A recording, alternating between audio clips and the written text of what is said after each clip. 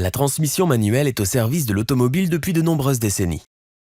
Même aujourd'hui, c'est la forme de transmission la plus populaire.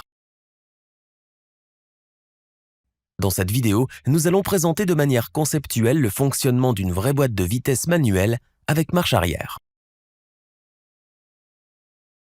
La question fondamentale est: pourquoi faut-il une transmission dans une automobile? La puissance générée par le moteur passe par la transmission avant d'atteindre les roues motrices. La fonction de base de la transmission est de contrôler la vitesse et le couple disponible pour les roues motrices dans différentes conditions de conduite. Par exemple, si vous voulez monter une colline, vous avez besoin de plus de couple. En réduisant la vitesse au niveau de la transmission, nous pourrons obtenir un couple plus élevé pour une même puissance absorbée.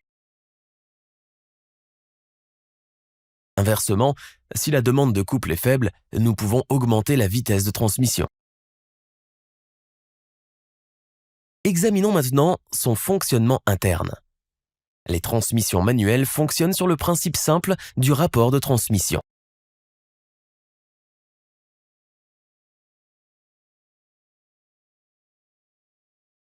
Un principe de base de la transmission est présenté ici. On peut y voir que les arbres d'entrée et de sortie sont reliés par un contre-arbre.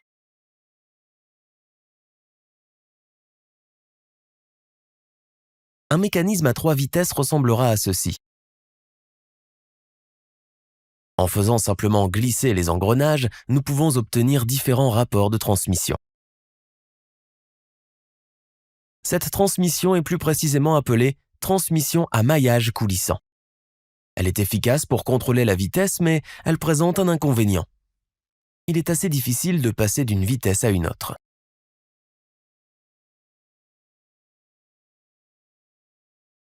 La transmission à maillage constant résout ce problème de façon permanente.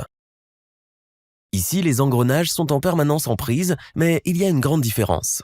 Dans ce cas, les engrenages de sortie sont reliés à l'arbre de façon libre. Si nous ne relions qu'un seul engrenage à l'arbre à la fois, l'arbre aura la vitesse de l'engrenage relié. En utilisant un connecteur fictif, on illustre ici différents rapports de transmission.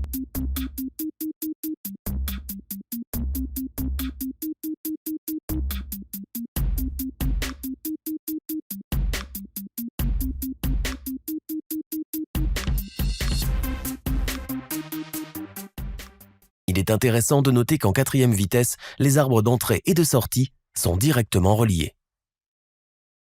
L'art de bloquer efficacement et en douceur un engrenage mal fixé sur l'arbre se trouve au cœur de la transmission manuelle. Voyons comment cela se fait dans la pratique. Tout d'abord, les engrenages sur l'arbre principal ont un système de synchronisation à dents coniques.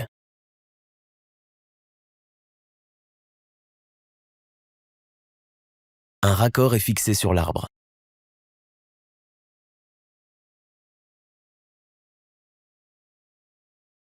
Un manchon qui peut glisser librement sur le moyeu est également utilisé dans ce système.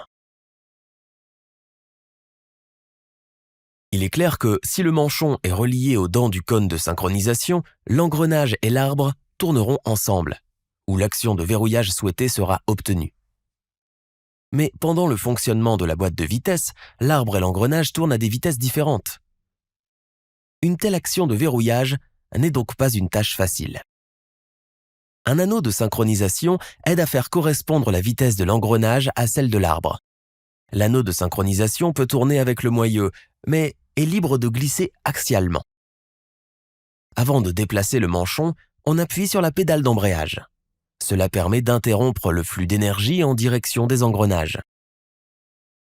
Lorsque nous déplaçons le manchon, celui-ci appuie l'anneau de synchronisation contre le cône. En raison de la force de frottement élevée entre l'anneau de synchronisation et le cône, la vitesse de l'engrenage sera identique à celle de l'arbre. À ce moment, le manchon peut être glissé plus loin et il sera verrouillé avec l'engrenage. Ainsi, l'engrenage se verrouille avec l'arbre de manière efficace et en douceur.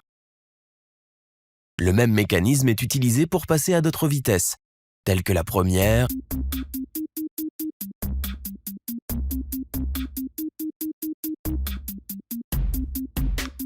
la troisième et la quatrième.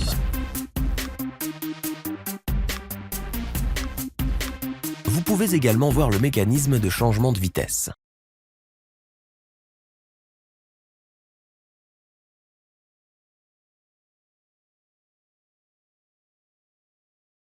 Une cinquième vitesse est utilisée pour faire tourner l'arbre de sortie à une vitesse plus élevée que l'arbre d'entrée.